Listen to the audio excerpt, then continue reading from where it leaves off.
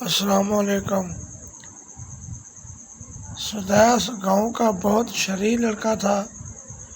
ایک دن سدیس نے گاؤں کے باہر ایک بہت بڑا درخت دیکھا جس پر بہت سارے پرندے آ کر بیٹھتے تھے۔ اسے ایک شرارت سوچی۔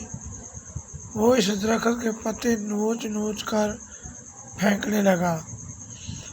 ایک بوڑھے آدمی نے اسے دیکھ لیا اور کہا، بیٹا، یہ درخت نہ صرف ہمیں سایہ دیتا ہے بلکہ پرندوں کو بھی گھونسلے کی جگہ فراہم کرتا ہے۔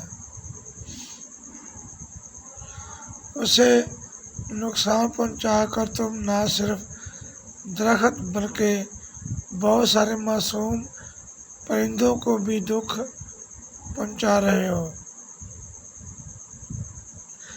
بوڑھے آدمی نے سدیس کو اتنے پیار سے سمجھایا کہ وہ شرمندہ ہو گیا۔ اسے احساس ہوا کہ اس کی شرارت سے کتنا برا اثر پڑے گا۔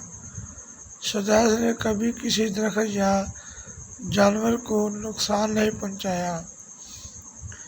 وقت گزرنے کے ساتھ سدیس بڑا ہوا اور اس نے اپنے گاؤں میں ایک خوبصورت باغ لگانے کا فیصلہ کیا جہاں تمام پرندے اور جانور آزادی سے رہ سکتے تھے۔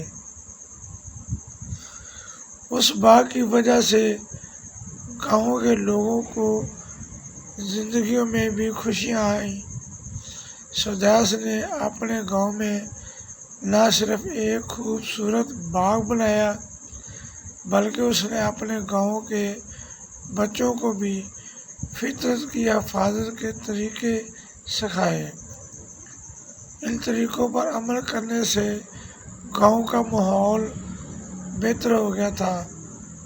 کچھ سال بعد سدیس کے گاؤں کو خوبصورتی اور ماحول دوستی پر قومی سطح پر تعریف ملی۔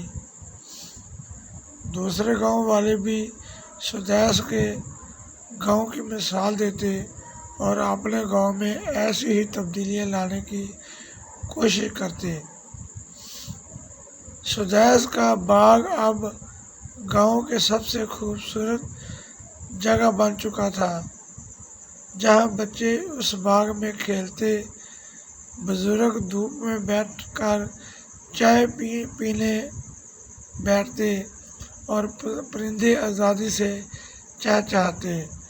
پیاری پیاری کہانیاں دیکھنے کے لیے یہ ویڈیو ضرور دیکھیں۔